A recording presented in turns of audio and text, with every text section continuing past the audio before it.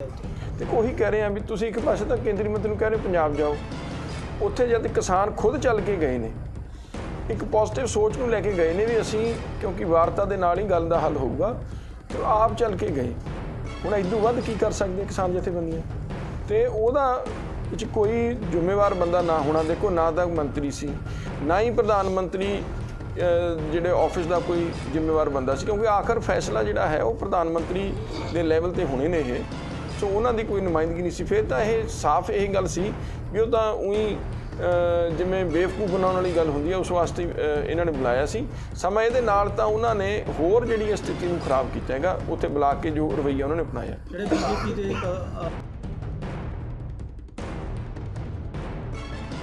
ਇੱਕ ਪਾਸੇ ਜਿੱਥੇ ਪੰਜਾਬ ਵਿੱਚ ਕਿਸਾਨੀ ਦਾ ਮੁੱਦਾ ਲਗਾਤਾਰ ਗਰਮਾਇਆ ਹੋਇਆ ਹੈ, ਉੱਥੇ ਹੀ ਸਿਆਸੀ ਪਾਰਟੀਆਂ ਵਿੱਚ ਅਦਲਾ ਬਦਲੀ ਦਾ ਵੀ ਦੌਰ ਲਗਾਤਾਰ ਗਰਮਾਉਂਦਾ ਜਾ ਰਿਹਾ ਹੈ, ਜਿਸ ਦੇ ਤਹਿਤ ਨਾਭਾ ਬਲਾਕ ਦੇ ਪਿੰਡ ਮੱਲੇਵਾਲਾ ਵਿਖੇ ਪਹੁੰਚੇ ਸ਼੍ਰੋਮਣੀ ਅਕਾਲੀ ਦਲ ਡੈਮੋਕ੍ਰੈਟਿਕ ਪਾਰਟੀ ਦੇ ਆਗੂ ਅਤੇ ਸਾਬਕਾ ਕੈਬਨਿਟ ਮੰਤਰੀ ਪਰਮਿੰਦਰ ਸਿੰਘ ਢੀਂਡਸਾ ਵੱਲੋਂ ਮਨਜੀਤ ਸਿੰਘ ਮੱਲੇਵਾਲ ਸਾਬਕਾ ਯੂਥ ਅਕਾਲੀ ਦਲ ਦੇ ਜਨਰਲ ਸਕੱਤਰ ਨੂੰ ਡੈਮੋਕ੍ਰੈਟਿਕ ਪਾਰਟੀ ਵਿੱਚ ਸ਼ਾਮਿਲ ਕੀਤਾ ਗਿਆ। ਇਸ ਮੌਕੇ ਮੀਡੀਆ ਨਾਲ ਗੱਲਬਾਤ ਕਰਦਿਆਂ ਪਰਮਿੰਦਰ ਢੀਂਡਸਾ ਨੇ ਕਿਹਾ ਕਿ ਜੋ ਕੇਂਦਰ ਸਰਕਾਰ ਵੱਲੋਂ ਕਿਸਾਨਾਂ ਨੂੰ ਦਿੱਲੀ ਬੁਲਾ ਕੇ ਉਹਨਾਂ ਨਾਲ ਮੀਟਿੰਗ ਕਰਨ ਦਾ ਵਤੀਰਾ ਸੀ, ਉਹ ਬਹੁਤ ਹੀ ਗਲਤ ਸੀ ਅਤੇ ਉਹ ਉਸ ਦੀ ਨਿਖੇਧੀ ਕਰਦੇ ਹਨ। ਜੇਕਰ ਸਰਕਾਰ ਨੇ ਕਿਸਾਨਾਂ ਨਾਲ ਗੱਲ ਨਹੀਂ ਕਰਨੀ ਸੀ ਤਾਂ ਉਹਨਾਂ ਨੂੰ ਬੁਲਾਉਣ ਦੀ ਕੀ ਲੋੜ ਸੀ। ਪਰਮਿੰਦਰ ਢੀਂਡਸਾ ਨੇ ਬੀਜੇਪੀ ਨੂੰ ਆੜੇ ਹੱਥੀ ਲੈਂਦਿਆਂ ਕਿਹਾ ਕਿ ਇੱਕ ਪਾਸੇ ਕੇਂਦਰ ਸਰਕਾਰ ਪੰਜਾਬ ਵਿੱਚ ਕਿਸਾਨਾਂ ਨੂੰ ਸਮਝਾਉਣ ਲਈ ਕਹਿ ਰਹੀ ਹੈ ਤੇ ਦੂਜੇ ਪਾਸੇ ਉਹਨਾਂ ਨੂੰ ਦਿੱਲੀ ਬੁਲਾ ਕੇ ਉਹਨਾਂ ਨੂੰ ਬੇਇੱਜ਼ਤ ਕਰ ਰਹੀ ਹੈ, ਕਿਉਂਕਿ ਦਿੱਲੀ ਵਿਖੇ ਨਾ ਹੀ ਕੋਈ ਮੰਤਰੀ ਸੀ, ਨਾ ਹੀ ਪ੍ਰਧਾਨ ਮੰਤਰੀ,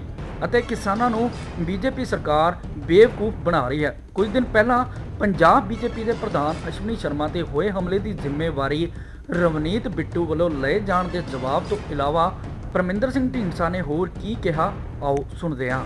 ਦੇਖੋ ਸਰਦਾਰ ਮਨਜੀਤ ਸਿੰਘ ਹੋਣੀ ਇਹਨਾਂ ਦੇ ਸਾਥੀ ਸਾਰੇ ਇਲਾਕੇ ਦੇ ਸਿਰਕੱਢ ਆਗੂ ਨੇ, ਯੂਥ ਵਿੰਗ ਵਿੱਚ ਵੀ, ਬੈਂਕ ਦੇ ਵਿੱਚ ਵੀ, ਪੰਚਾਇਤ ਵਿੱਚ ਵੀ ਇਹਨਾਂ ਨੇ ਬਹੁਤ ਕੰਮ ਕੀਤਾ ਤੇ ਬੜੀ ਪਾਰਟੀ ਦੀ ਸੇਵਾ ਇਹਨਾਂ ਦੀ। ਤੇ ਅੱਜ ਪਾਰਟੀ ਦੀਆਂ ਨੀਤੀਆਂ ਨੂੰ ਮੁੱਖ ਰੱਖ ਕੇ ਜੋ ਸਰਦਾਰ ਸੁਖਦੇਵ ਸਿੰਘ ਢੀਂਡਸਾ ਦੀ ਅਗਵਾਈ ਦੇ ਵਿੱਚ ਜੋ ਅਕਾਲੀ ਦਲ ਸਥਾਪਿਤ ਹੋਇਆ, ਉਹਦੇ ਨਾਲ ਚੱਲਣ ਦਾ ਇਹਨਾਂ ਨੇ ਫੈਸਲਾ ਕੀਤਾ। ਮੈਂ ਇਹਨਾਂ ਦਾ ਧੰਨਵਾਦ ਕਰਦਾ ਸਾਰੇ ਇਹਨਾਂ ਨੂੰ ਤੇ ਇਹਨਾਂ ਦੇ ਸਾਥੀਆਂ ਨੂੰ ਜੀ ਆਇਆਂ ਆਖਦਾ। ਤੇ ਦੂਜਾ ਜਿਹੜੀ ਅੱਜ ਦੀ ਇੱਕ ਬੜਾ ਇੰਪੋਰਟੈਂਟ ਉਹ ਹੈ ਕਿ ਜੋ ਕਿਸਾਨ ਜਥੇਬੰਦੀਆਂ ਨੂੰ ਦਿੱਲੀ ਬੁਲਾਇਆ ਗਿਆ ਸੀ, ਜਿਸ ਤਰੀਕੇ ਦੇ ਨਾਲ ਉਹਨਾਂ ਨਾਲ ਕੇਂਦਰ ਸਰਕਾਰ ਦਾ ਰਵੱਈਆ ਰਿਹਾ, ਜੋ ਮਾੜਾ ਵਰਤਾਰਾ ਕੇਂਦਰ ਨੇ ਕੀਤਾ ਹੈ, ਅਸੀਂ ਉਹਦੀ ਸਖਤ ਸ਼ਬਦਾਂ ਵਿੱਚ ਨਿਖੇਧੀ ਕਰਦੇ ਹਾਂ। ਤੇ ਜੇ ਇਹੀ ਕੁਝ ਕਰਨਾ ਸੀ ਫਿਰ ਸੱਦਣ ਦੀ ਕੀ ਲੋੜ ਸੀ। ਬੁਲਾਉਣ ਦਾ ਮਤਲਬ ਹੁੰਦਾ ਹੈ ਵੀ ਸਾਰੀਆਂ ਗੱਲਾਂ 'ਤੇ ਵਿਸਥਾਰ ਨਾਲ ਚਰਚਾ ਕਰਨ ਤੋਂ ਬਾਅਦ ਕੋਈ ਸਿੱਟੇ 'ਤੇ ਨਿਕਲਣ।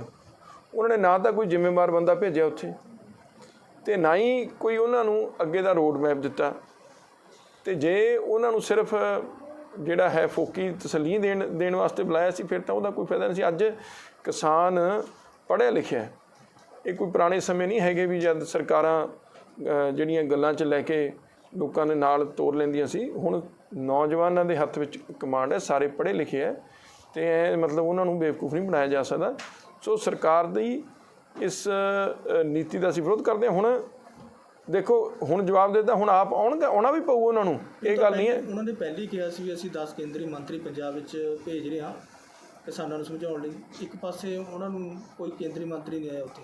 ਦੇਖੋ ਉਹੀ ਕਹਿ ਰਹੇ ਹਾਂ ਵੀ ਤੁਸੀਂ ਇੱਕ ਪਾਸੇ ਤਾਂ ਕੇਂਦਰੀ ਮੰਤਰੀ ਨੂੰ ਕਹਿ ਰਹੇ ਪੰਜਾਬ ਜਾਓ, ਉੱਥੇ ਜਦ ਕਿਸਾਨ ਖੁਦ ਚੱਲ ਕੇ ਗਏ ਨੇ, ਇੱਕ ਪੋਜ਼ਿਟਿਵ ਸੋਚ ਨੂੰ ਲੈ ਕੇ ਗਏ ਨੇ ਵੀ ਅਸੀਂ ਕਿਉਂਕਿ ਵਾਰਤਾ ਦੇ ਨਾਲ ਹੀ ਗੱਲ ਦਾ ਹੱਲ ਹੋਊਗਾ, ਅਤੇ ਉਹ ਆਪ ਚੱਲ ਕੇ ਗਏ।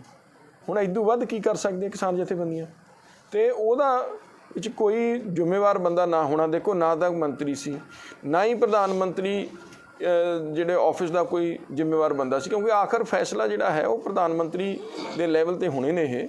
ਸੋ ਉਹਨਾਂ ਦੀ ਕੋਈ ਨੁਮਾਇੰਦਗੀ ਨਹੀਂ ਸੀ। ਫਿਰ ਤਾਂ ਇਹ ਸਾਫ਼ ਇਹ ਗੱਲ ਸੀ ਵੀ ਉਹ ਤਾਂ ਉਹੀ ਜਿਵੇਂ ਬੇਵਕੂਫ ਬਣਾਉਣ ਵਾਲੀ ਗੱਲ ਹੁੰਦੀ ਹੈ, ਉਸ ਵਾਸਤੇ ਇਹਨਾਂ ਨੇ ਬੁਲਾਇਆ ਸੀ।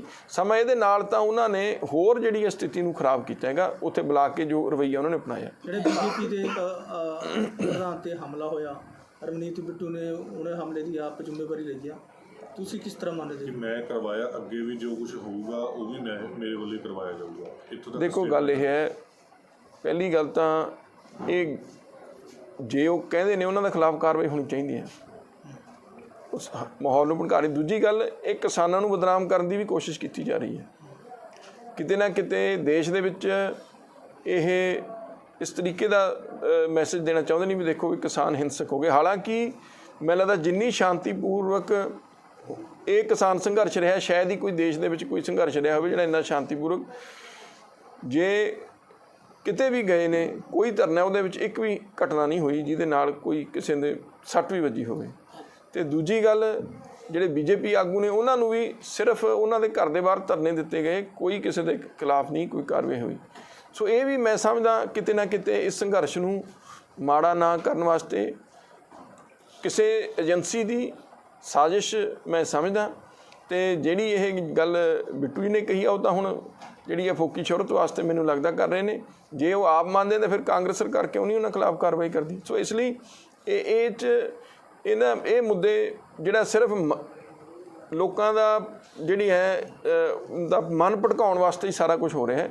ਚਾਹੇ ਕਾਂਗਰਸ ਨੇ ਟਰੈਕਟਰ ਰੈਲੀ ਕੱਢੀ, ਚਾਹੇ ਬਾਦਲ ਦਲ ਨੇ ਚੰਡੀਗੜ੍ਹ ਵੱਲ ਜਿਹੜਾ ਰੈਲੀ ਕੱਢੀ, ਚਾਹੇ ਇਹ ਪਥਰਾਅ ਕੀਤਾ ਉਹਦੀ ਗੱਡੀ 'ਤੇ, ਇਹਦਾ ਸਿਰਫ ਸਾਰੀਆਂ ਗੱਲਾਂ ਦਾ ਇੱਕੋ ਹੀ ਨਿਸ਼ਾਨਾ ਸੀ ਵੀ ਜਿਹੜਾ ਮੁੱਖ ਮੁੱਦਾ ਹੈ ਕਿਸਾਨ ਸੰਘਰਸ਼ ਦਾ, ਕਿਸਾਨਾਂ ਦਾ, ਉਹਦੇ ਤੋਂ ਲੋਕਾਂ ਦਾ ਮਨ ਹਟਾਇਆ ਜਾਵੇ ਅਤੇ ਪਾਰਟੀਆਂ ਆਪਦੇ ਵੱਲ ਕੇਂਦਰਿਤ ਕਰਨ ਮਨ। ਤੁਹਾਨੂੰ ਲੱਗਦਾ ਵੀ ਕਾਂਗਰਸ ਜਿਹੜਾ ਕਹਿ ਰਹੀ ਹੈ ਵੀ 19 ਤਰੀਕ ਨੂੰ ਖੇਤੀਬਾੜੀ ਆਰਡੀਨੈਂਸ ਦੇ ਖਿਲਾਫ ਬਿੱਲ ਅਤੇ ਮਤਾ ਪਾਸ ਕਰਾਂਗੇ, ਵਿਧਾਨ ਸਭਾ ਸੈਸ਼ਨ ਬੁਲਾਇਆ ਜਾ ਰਿਹਾ? ਦੇਖੋ ਉਹ ਤਾਂ ਕਿੰਨੇ ਚਿਰ ਦੇ ਕਹਿ ਰਹੇ ਆ ਸਾਰੇ ਵੀ ਇਹਦੇ ਬਾਰੇ, ਇਹਨੂੰ ਜੋ ਕਾਨੂੰਨ ਨੇ ਉਹਨਾਂ ਦੇ ਖਿਲਾਫ ਜੋ ਵੀ ਲੀਗਲ ਰਿਕੋਰਸ ਹੈ ਉਹ ਲਿਆ ਜਾ ਸਕਦਾ, ਉਹ ਲੈਣਾ ਚਾਹੀਦਾ ਵੀ ਉਹਨਾਂ ਨੂੰ ਪੰਜਾਬ ਦੇ ਵਿੱਚ ਲਾਗੂ ਹੋਣ ਤੋਂ ਰੋਕਣ ਲਈ ਜੋ ਵੀ ਕੁਛ ਕਰ ਸਕਦੀ ਹੈ, ਜੋ ਵੀ ਵਿਧਾਨ ਸਭਾ ਦਾ ਅਧਿਕਾਰ ਖੇਤਰ ਉਹ ਕਰਨਾ ਚਾਹੀਦਾ। ਸੋ ਉਹ ਤਾਂ ਹੋਏਗਾ ਹੀ ਹੋਏਗਾ। ਦੂਜਾ ਜਿਹੜਾ ਮਤਾ ਦੀ ਗੱਲ ਤਾਂ ਇੱਥੇ ਇਹ ਵੀ ਮਤਾ ਜਿਹੜਾ ਪਹਿਲਾਂ ਵਿਧਾਨ ਸਭਾ 'ਚ ਪਾਸ ਹੋਇਆ ਸੀ ਕਾਂਗਰਸ ਨੇ ਤਾਂ ਉਹ ਵੀ ਨਹੀਂ ਭੇਜਿਆ ਦਿੱਲੀ, ਉਹ ਵੀ ਇਹਨਾਂ ਕੋਲ ਹੀ ਪਿਆ ਹੈਗਾ। ਫਿਰ ਮਤਾ ਇੰਨੇ ਖਰਚਾ ਕਰਕੇ MLA ਨੂੰ ਬੁਲਾ ਕੇ ਤੁਸੀਂ ਜਿਹੜਾ ਇੱਕ ਮਤਾ ਸਿਰਫ ਜੇ ਪਾਸ ਹੀ ਕਰਾ ਕੇ ਆਪਦੇ ਕੋਲ ਹੀ ਰੱਖਣਾ ਸੀ, ਫਿਰ ਉਹਦਾ ਕੀ ਫਾਇਦਾ ਸੀ? ਉਹ ਦਿੱਲੀ ਭੇਜਣਾ ਚਾਹੀਦਾ ਸੀ, ਪਰ ਅੱਜ ਤੱਕ ਇਹਨਾਂ ਨੇ ਭੇਜਿਆ ਨਹੀਂ, ਕਿਉਂਕਿ ਲੋਕਾਂ ਦੀ ਭਾਵਨਾ ਤਾਂ ਜਾਂਦੀ ਨਾ ਦਿੱਲੀ ਸਰਕਾਰ ਤੋਂ। ਲੱਗਦਾ ਵੀ ਹੁਣ ਜਿਹੜਾ 19 ਤਰੀਕ ਨੂੰ ਵੀ ਸੈਸ਼ਨ ਬੁਲਾਇਆ ਜਾ ਉਸ 'ਚ ਕੋਈ ਮਤੇ ਦੇਖੋ ਉਹ ਤਾਂ ਹੁਣ ਕਦੇ ਸਾਡੇ ਕੋਲ ਤਾਂ ਕੋਈ ਉਹਦਾ ਜਿਹੜਾ ਬਿਜ਼ਨਸ ਹੈ ਕਿ ਉੱਥੇ ਬਿਜ਼ਨਸ ਟ੍ਰਾਂਜੈਕਟ ਹੋਣਾ ਹੈ, ਉਹ ਸਾਨੂੰ ਹਜੇ ਤੱਕ ਕੋਈ ਜਾਣਕਾਰੀ ਨਹੀਂ ਆਈ। ਜਦ ਜਾਣਕਾਰੀ ਹੋਊਗੀ ਫਿਰ ਹੀ ਮੈਂ ਉਹਤੇ ਕੋਈ ਟਿੱਪਣੀ ਕਰ ਸਕਦਾ। ਤੁਹਾਨੂੰ ਲੱਗਦਾ ਕਿ ਦਬਾਅ ਪਾਇਆ ਜਾ ਰਿਹਾ ਸੁਖਬੀਰ ਬਾਦਲ ਵੱਲੋਂ ਕੈਪਟਨ ਅਮਰਿੰਦਰ 'ਤੇ ਕਿ ਸਪੈਸ਼ਲ ਸਦਨ ਬੁਲਾਇਆ ਜਾਵੇ? ਨਹੀਂ, ਨਾ ਤਾਂ ਸੁਖਬੀਰ ਬਾਦਲ ਦੇ ਦਬਾਅ ਦੀ ਗੱਲ ਹੈ, ਨਾ ਕਿਸੇ ਹੋਰ ਦੀ ਦਬਾਅ ਦੀ ਗੱਲ ਹੈ। ਇਹ ਤਾਂ ਕਿਸਾਨਾਂ ਦੇ ਦਬਾਅ ਥੱਲੇ ਸਾਰਾ ਕੁਝ ਹੋ ਰਿਹਾ ਹੈ।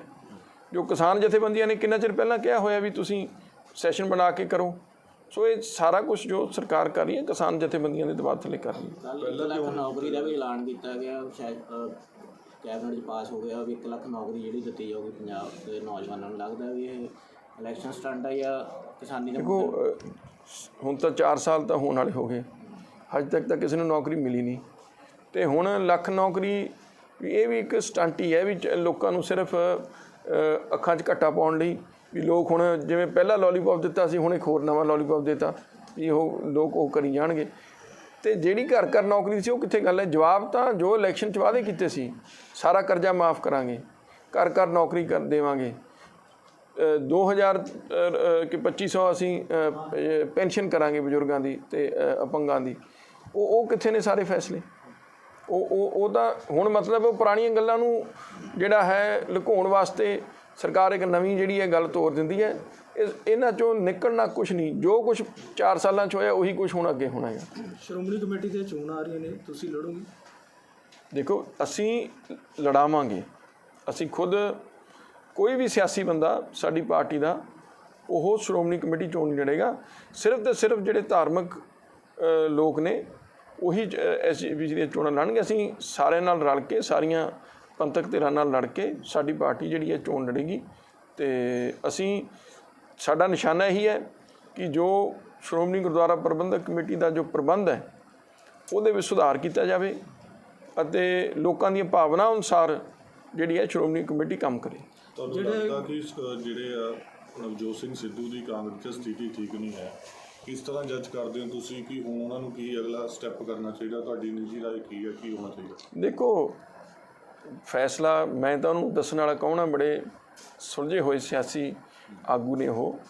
ਅਤੇ ਪਰ ਇੱਕ ਗੱਲ ਮੈਂ ਇਹ ਮਹਿਸੂਸ ਕਰਦਾ ਕਿ ਉਹਨਾਂ ਨੇ ਸਿੱਧੂ ਨੂੰ ਨੀਵਾਂ ਦਿਖਾਉਣ ਵਿੱਚ ਕੋਈ ਕਸਰ ਨਹੀਂ ਛੱਡੀ।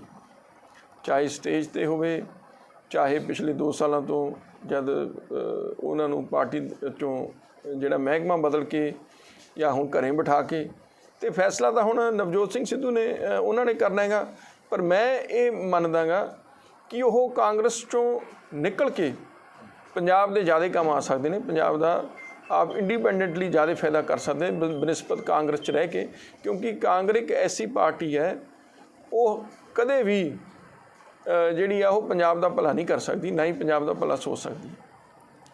ਤੁਹਾਡੇ ਹੈ ਸੰਪਰਕ 'ਚ ਹੈ ਕੋਈ ਗੱਲਬਾਤ ਹੋਈ? ਦੇਖੋ ਸਾਡਾ ਤਾਂ ਸਾਰਿਆਂ ਨਾਲ ਹੀ ਸੰਪਰਕ ਹੈ, ਕੋਈ ਇੱਕ ਜਿਹੜਾ ਹੈ ਨਿੱਜੀ ਸੰਬੰਧ ਸਾਰਿਆਂ ਨਾਲ ਹੀ ਹੁੰਦੇ ਨੇ। ਸੋ ਤੁਹਾਨੂੰ ਲੱਗਦਾ ਕਿ ਲੋੜ ਹੈ, ਕਿਉਂਕਿ ਹੁਣ ਜਿਸ ਤਰ੍ਹਾਂ ਦੇ ਹਾਲਾਤ ਬਣੇ ਹੋਏ ਨੇ ਪੰਜਾਬ ਦੇ ਵਿੱਚ, ਸੁੱਚਾ ਸਿੰਘ ਛੋਟੇਪੁਰ ਨੇ, ਬਿਆਸ ਬ੍ਰਦਰ ਨੇ, ਕਿਤੇ ਨਾ ਕਿਤੇ ਸਾਰੇ ਇਕਜੁੱਟ ਹੋ ਕੇ ਖੇਤਰੀ ਪਾਰਟੀਆਂ ਇਕੱਠੀਆਂ ਹੋ ਕੇ ਕੰਮ ਕਰਨ ਤਾਂ ਜੋ ਦੇਖੋ ਬਿਲਕੁਲ ਲੋੜ ਹੈ ਸਮੇਂ ਦੀ, ਪਰ ਫੈਸਲਾ ਤਾਂ ਸਾਰੇ ਅਸੀਂ ਤਾਂ ਸਭ ਤੋਂ ਪਹਿਲਾਂ ਪਹਿਲਕਦਮੀ ਕੀਤੀ ਸੀ ਮੈਂ ਤੇ ਢੀਂਡਸਾ ਸਾਹਿਬ ਨੇ, ਤੇ ਅਸੀਂ ਅੱਜ ਵੀ ਉਸ ਚੀਜ਼ ਲਈ ਤਿਆਰ ਹਾਂ। ਤੇ ਫੈਸਲਾ ਜਿਹੜਾ ਹੈ ਆਖਰ ਤਾਂ ਸਾਰੇ ਜਿਹੜੇ ਨੇਤਾ ਨੇ ਸਾਰਿਆਂ ਦਾ ਆਪਦਾ ਵਧੀਆ ਅਕਸ ਹੈ, ਤੇ ਫੈਸਲਾ ਤਾਂ ਸਾਰਿਆਂ ਨੇ ਲੈਣਾ। ਮੈਂ ਸਮਝਦਾ ਪੰਜਾਬ ਦਾ ਭਲੇ ਦੇ ਵਿੱਚ ਸਾਰਿਆਂ ਨੂੰ ਫੈਸਲਾ ਜ਼ਰੂਰ ਜਿਹੜਾ ਲੈਣਾ ਚਾਹੀਦਾ ਇਕਜੁੱਟਤਾ ਦੇ ਵਿੱਚ, ਤਾਂ ਕਿ ਜੋ ਲੋਕ ਨੇ ਉਹਨਾਂ ਨੂੰ ਘੱਟੋ ਘੱਟ ਕੋਈ ਆਸ ਦਿਖਾਉਣੀ, ਇੱਕ ਆਸ ਦੀ ਕਿਰਨ ਤਾਂ ਸਾਨੂੰ ਦੇਣੀ ਚਾਹੀਦੀ ਹੈ। ਅੱਜ ਕਿਸਾਨਾਂ ਵੱਲੋਂ ਜਿਹੜੇ ਬੀਜੇਪੀ ਨਾਲ ਕੋਆਪਰੇਟ ਘਰਾਣਿਆਂ ਦੇ ਬਿਜ਼ਨਸਾਂ ਨੂੰ ਘੇਰਿਆ ਜਾਊਗਾ, ਪਹਿਲਾਂ ਘਰ ਘੇਰੇ ਗਏ, ਅੱਜ ਉਹਨਾਂ ਦੇ ਕਾਰੋਬਾਰਾਂ ਨੂੰ ਘੇਰਿਆ ਜਾ ਰਿਹਾ ਕਿਸਾਨਾਂ ਨੂੰ। ਦੇਖੋ ਇਹ ਤਾਂ ਕਿਸਾਨ ਜਥੇਬੰਦੀਆਂ ਫੈਸਲਾ ਕਰਨਗੀਆਂ ਵੀ ਕੀ ਜਿਹੜਾ ਅਗਲਾ ਉਹਨਾਂ ਦਾ ਪ੍ਰੋਗਰਾਮ ਹੋਏਗਾ। ਅਸੀਂ ਤਾਂ ਸ਼ੁਰੂ ਤੋਂ ਹੀ ਅਨਕੰਡੀਸ਼ਨਲ ਸਪੋਰਟ, ਸਾਡੇ ਸਾਰੇ ਆਗੂ ਵੀ ਜਾ ਰਹੇ ਨੇ ਕਿਸਾਨ ਜਥੇਬੰਦੀਆਂ ਦੇ ਧਰਨਿਆਂ 'ਤੇ, ਤੇ ਮੈਂ ਵੀ ਖੁਦ ਜਾ ਕੇ ਆਇਆ, ਤੇ ਅਸੀਂ ਤਾਂ ਉਹਨਾਂ ਦੇ ਪ੍ਰੋਗਰਾਮ ਦੀ ਅਨਕੰਡੀਸ਼ਨਲ ਸਪੋਰਟ ਕੀਤੀ ਹੈ ਵੀ ਜੋ ਵੀ ਉਹ ਪ੍ਰੋਗਰਾਮ ਬਣਾਉਣਗੇ ਅਸੀਂ ਉਹਦਾ ਪੂਰਾ ਸਮਰਥਨ ਕਰਾਂਗੇ। ਸੋ ਜੋ ਵੀ ਉਹ ਪ੍ਰੋਗਰਾਮ ਬਣਾਉਂਦੇ ਆ ਅਸੀਂ ਉਹਨਾਂ ਦੇ ਨਾਲ ਹਾਂ। ਵਿਜੇ ਸੰਪਲਾ ਦੇ ਕਾਫਲੇ ਨੂੰ ਰੋਕਿਆ ਗਿਆ, ਕਿਸ ਤਰ੍ਹਾਂ ਦੇਖਦੇ ਹੋ ਕਿਸਾਨਾਂ ਦਾ ਰੋਸ ਆ ਜਿਹੜਾ ਵੱਧ ਰਿਹਾ ਅੱਜ ਦਿਨ? ਦੇਖੋ ਤਾਂ ਹੈ ਹੀ ਹੈ, ਦੇਖੋ ਇਹ ਕੋਈ ਇੰਡੀਵਿਜੂਅਲ ਦੀ ਗੱਲ ਨਹੀਂ ਹੈ, ਇਹ ਤਾਂ ਬੀਜੇਪੀ ਦੇ ਜੋ ਰਵੱਈਆ ਸੀ ਉਹਦੇ ਖਿਲਾਫ ਲੋਕਾਂ ਦਾ ਰੋਸ ਹੈ। ਜਿਹੜਾ ਵੀ ਬੀਜੇਪੀ ਦਾ ਆਗੂ ਆ ਉਹਦੇ ਖਿਲਾਫ ਆਟੋਮੈਟਿਕਲੀ ਹੋਣਾ ਹੀ ਹੋਣਾ ਹੈਗਾ। ਸੋ ਇਹਦੇ 'ਚ ਕੋਈ ਨਵੀਂ ਗੱਲ ਨਹੀਂ, ਪਰ ਇਹ ਜਿਹੜਾ ਜਦ ਤੱਕ ਕੋਈ ਹੱਲ ਨਹੀਂ ਹੁੰਦਾ ਮੈਨੂੰ ਲੱਗਦਾ ਇਹ ਰੋਸ ਜਾਰੀ ਰਹੂਗਾ। ਇੱਕ ਪੰਜਾਬ ਸਰਕਾਰ ਕਹਿ ਰਹੀ ਹੈ ਵੀ ਅਸੀਂ ਵਜ਼ੀਫੇ ਜਿਹੜੇ ਐਸਸੀ ਨੂੰ ਅਸੀਂ ਪੰਜਾਬ ਸਰਕਾਰ ਆਪਣੇ ਵੱਲੋਂ ਦੇਊਗੀ, ਜਿਹੜੇ ਕੇਂਦਰ ਨੇ ਪਿਛਲੇ 2 ਸਾਲਾਂ ਤੋਂ ਮਨ ਲੱਗਦਾ ਵੀ ਉਹ 500 ਜਾਂ 400 ਕਰੋੜ ਦਾ ਬੋਝ ਹੈ ਜਿਹੜਾ ਪੰਜਾਬ 'ਤੇ। ਦੇਖੋ ਉਹਨਾਂ ਨੇ ਜਿਹੜੇ ਕੇਂਦਰ ਤੋਂ ਆਏ ਪੈਸੇ ਉਹ ਤਾਂ ਦਿੱਤੇ ਨਹੀਂ, ਆਪਦੇ ਪੈਸੇ ਕਿੱਥੋਂ ਦੇਣੇ ਆ? ਮੈਂ ਤੁਹਾਨੂੰ ਇਹੀ ਕਹਿ ਰਿਹਾ, ਤਾਂ ਲੋਲੀਪੌਪ ਲੋਕਾਂ ਨੂੰ ਦੇ ਰਹੇ ਨੇ। ਚਾਹੇ ਕਹਿੰਦੇ ਅਸੀਂ ਲੱਖ ਨੌਕਰੀ ਦੇਵਾਂਗੇ, ਚਾਹੇ ਕਹਿੰਦੇ ਆ ਵੀ ਅਸੀਂ 500 ਕਰੋੜ ਰੁਪਇਆ ਸਾਲਾਨਾ ਵਜ਼ੀਫਾ ਦੇਵਾਂਗੇ। ਇਹ ਸਿਰਫ ਗੁੰਮਰਾਹ ਕਰਨ ਵਾਲੀ ਗੱਲਾਂ। ਹੁਣ ਤਾਂ ਸਾਲ ਦਾ ਸਮਾਂ ਰਹਿ ਗਿਆ, ਸਕੀਮ ਜਿਹੜੀ ਹੈ ਉਹ ਅਗਲੇ ਫਾਈਨੈਂਸ਼ੀਅਲ ਈਅਰ ਤੋਂ ਲਾਗੂ ਕਰਨੀ ਹੈ, ਤੇ ਇਹ ਸਿਰਫ ਜਿਵੇਂ ਮੈਂ ਤੁਹਾਨੂੰ ਗੱਲ ਕੀਤੀ ਘੱਟਪਣ। ਪਹਿਲਾਂ ਤਾਂ ਉਹਨੂੰ ਇਹ ਪੁੱਛੋ ਵੀ ਜਿਹੜੇ ਪੈਸੇ ਕੇਂਦਰ 'ਚੋਂ ਆਏ ਨੇ ਉਹ ਕਿਉਂ ਨਹੀਂ ਰਿਲੀਜ਼ ਕੀਤੇ? ਉਹ ਤਾਂ ਪਹਿਲਾਂ ਦੇ ਦਿਓ 500 ਕਰੋੜ ਆਪਦੇ ਵੱਲੋਂ, ਬਾਅਦ 'ਚ ਦੇ ਦਿਓ, ਕੇਂਦਰ ਵਾਲਾ ਤਾਂ ਰਿਲੀਜ਼ ਕਰ ਦਿਓ। ਤੇ ਇਹ ਇਸ ਲਈ ਮੈਂ ਸਮਝਦਾ ਇਸ ਤੋਂ ਮਾੜੀ ਗੱਲ ਕੋਈ ਨਹੀਂ ਹੋ ਸਕਦੀ ਵੀ ਅਸੀਂ ਜਿਹੜੀਆਂ ਸਾਡੀਆਂ ਸਰਕਾਰਾਂ ਹੈ, ਅਸੀਂ ਲੋਕ ਹਾਂ, ਜਦ ਅਸੀਂ ਆਮ ਪੰਜਾਬ ਵਾਸੀਆਂ ਨੂੰ, ਜਦ ਅਸੀਂ ਉਹਨਾਂ ਨੂੰ ਐਸਾ ਮਾੜਾ ਵਤੀਰਾ, ਉਹਨਾਂ ਨੂੰ ਗੁੰਮਰਾਹ ਕਰਨ ਦਾ ਜਦ ਅਸੀਂ ਕੰਮ ਕਰਦੇ ਹਾਂ, ਤੇ ਇਹਦੇ ਨਾਲ ਸਾਰੇ ਹੀ ਮੈਂ ਸਮਝਦਾ ਸਿਆਸੀ ਲੋਕਾਂ ਦੀ ਇਸ ਚੀਜ਼ 'ਚ ਬਦਨਾਮੀ ਹੁੰਦੀ ਹੈ। 1200 ਕਰੋੜ ਦਾ ਅਕਾਲੀ ਦਲ ਤੇ ਵੀ ਸਕਾਲਰਸ਼ਿਪ ਦਾ ਘਪਲੇ ਦਾ ਇਲਜ਼ਾਮ ਲਾਇਆ ਤੇ ਕੈਪਟਨ ਅਮਰਿੰਦਰ ਸਿੰਘ ਨੇ ਕਹਿੰਦੇ ਜਾਂਚ ਕਰਾਵਾਂਗੇ। ਤੁਸੀਂ ਉਦੋਂ ਵਿੱਤ ਮੰਤਰੀ ਤੁਸੀਂ ਦੇਖੋ ਜੇ ਕੋਈ ਉਹਨਾਂ ਨੂੰ ਲੱਗਦਾ ਘਪਲਾ ਤਾਂ ਜਾਂਚ ਕਰਾਉਣ, ਸਰਕਾਰ ਤਾਂ ਉਹਨਾਂ ਦੀ ਹੈ। ਜੇ ਜਾਂਚ ਕਿਹਨੇ ਕਰਾਉਣੀ ਹੈ? ਜਾਂਚ ਕਿਸੇ ਨੇ ਬਾਹਰੋਂ ਆ ਕੇ ਕਰਾਉਣੀ ਹੈ? ਕੈਪਟਨ ਅਮਰਿੰਦਰ ਸਿੰਘ ਜਾਂਚ, ਕੈਪਟਨ ਅਮਰਿੰਦਰ ਸਿੰਘ ਨੇ ਅੱਜ ਤੱਕ ਇੱਕ ਵੀ ਜਾਂਚ ਸਿਰੇ ਚੜ੍ਹੀ ਹੈ? ਦੱਸ ਦਿਓ ਮੈਨੂੰ, ਇੱਕ ਵੀ ਜਾਂਚ ਅੱਜ ਤੱਕ ਸਿਰੇ ਚੜ੍ਹੀ ਹੈ? ਮੈਨੇ ਤਾਂ 50 ਜਾਂਚਾਂ ਕਰਵਾ ਲਈਆਂ, ਬਰਗਾੜੀ ਦੀ ਜਾਂਚ ਤੇ ਬਹਿਬਲ ਕਲਾਂ ਦੀ ਜਾਂਚ ਤੇ ਜਿਹੜੀਆਂ ਵੱਡੀਆਂ ਨਸ਼ਿਆਂ ਦੀ ਜਾਂਚ, ਦੱਸੋ ਕੋਈ ਇੱਕ ਵੀ ਸਿਰੇ ਚੜ੍ਹੀ? ਹੁਣ ਕਹਿੰਦੇ ਹੋਈ ਹੈ ਸਕਾਲਰਸ਼ਿਪ ਦੀ ਜਾਂਚ ਹੋਈ। ਇਹ ਤਾਂ ਮੈਨੂੰ ਇਹ ਲੱਗਦਾ ਵੀ ਜਿਹੜੇ ਦੋਸ਼ੀਆਂ ਨੂੰ ਬਚਾਉਣ ਦਾ ਸਭ ਤੋਂ ਵੱਡਾ ਕੰਮ ਇਹ ਸਰਕਾਰ ਦੇ ਵਿੱਚ, ਜਿਹੜਾ ਕ੍ਰਿਮੀਨਲ ਬੰਦੇ ਨੇ ਉਹ ਬੇਖੌਫ ਨੇ, ਉਹਨਾਂ ਨੂੰ ਪਤਾ ਵੀ ਜਾਂਚ 'ਚੋਂ ਨਿਕਲਣਾ ਕੁਛ ਨਹੀਂ, ਅਸੀਂ ਜੋ ਮਰਜ਼ੀ ਕਰੀ ਜਾਈਏ। ਕੈਪਟਨ ਅਮਰਿੰਦਰ ਸਿੰਘ ਦੀਆਂ ਗੱਲਾਂ ਹੀ ਨੇ, ਉਹ 'ਚ ਨਿਕਲਣਾ ਕੁਛ ਨਹੀਂ। ਜਿਹੜੇ ਬੇਅਦਬੀ ਦਾ ਅਕਾਲੀ ਦਲ 'ਚ ਹੁੰਦੇ ਰਹੇ, ਕਾਂਗਰਸ 'ਚ ਵੀ ਹੁੰਦੇ ਰਹੇ ਸੀ, ਤੁਸੀਂ ਕੀ ਮੰਨਦੇ ਹੋ? ਦੇਖੋ ਗੱਲ ਜਿਹੜੀਆਂ ਲੋਕ ਇਹਦੇ ਪਿੱਛੇ ਨੇ ਉਹਨਾਂ ਦੀ ਡਿਟੇਲ 'ਚ ਸਰਕਾਰ ਨੂੰ ਜਿਹੜੀ ਹੈ ਘੋਖ ਕਰਨੀ ਚਾਹੀਦੀ ਹੈ। ਇੱਕ ਬੰਦੇ ਨੂੰ ਫੜ ਕੇ ਉਹਤੇ ਪਰਚਾ ਦਰਜ ਕਰਨ ਨਾਲ ਨਹੀਂ, ਕਿਹੜੀਆਂ ਤਾਕਤਾਂ ਨੇ ਉਹਨਾਂ ਦੇ ਪਿੱਛੇ, ਕੌਣ ਕਰਵਾ ਰਿਹਾ ਇਹ, ਇਹਦੇ ਬਾਰੇ ਕਿਉਂ ਨਹੀਂ ਪਤਾ ਕਰਦੇ? ਅੱਜ ਤੱਕ ਇਹੀ ਨਹੀਂ ਪਤਾ ਚੱਲ ਸਕਿਆ ਵੀ ਜਿਹੜਾ ਹੈ ਇੱਕ ਸਧਾਰਨ ਬੰਦਾ ਮੈਨੂੰ ਨਹੀਂ ਲੱਗਦਾ ਇੰਨੀ ਹਿੰਮਤ ਕਰ ਸਕਦਾ। ਕੋਈ ਨਾ ਕੋਈ ਤਾਕਤਾਂ ਜ਼ਰੂਰ ਨੇ ਪਿੱਛੇ ਜਿਹੜੀਆਂ ਜਿਹੜਾ ਸਿੱਖਾਂ ਦੀਆਂ ਭਾਵਨਾਵਾਂ ਨੂੰ ਠੇਸ ਪਾਉਣਾ ਚਾਹੁੰਦੀਆਂ ਨੇ ਅਤੇ ਜਿਹੜੀਆਂ ਮਾਹੌਲ ਖ਼ਰਾਬ ਕਰਨਾ ਚਾਹੁੰਦੀਆਂ ਪੰਜਾਬ ਦਾ, ਉਹਨਾਂ ਨੂੰ ਆਇਡੈਂਟੀਫਾਈ ਕਰਨ ਦੀ ਲੋੜ ਹੈ। ਅਤੇ ਜਦ ਤੱਕ ਉਹ ਮੇਨ ਜਿਹੜੇ ਪਿੱਛੇ ਲੋਕ ਨੇ ਉਹ ਨਹੀਂ ਫੜੇ ਜਾਂਦੇ, ਉਹਨਾਂ ਚਿਰ ਇਹ ਕੰਮ ਨਹੀਂ ਰੁਕਦਾ।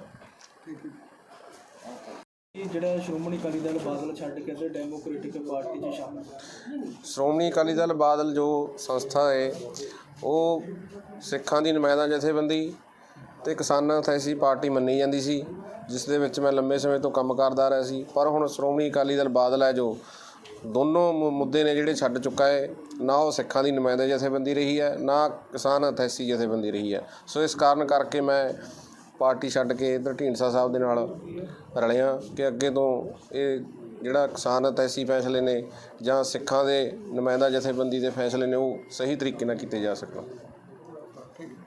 ਪ੍ਰਾਈਮ ਦੇ ਲਈ ਨਾਭਾ ਤੋਂ SK ਸ਼ਰਮਾ ਦੀ ਰਿਪੋਰਟ।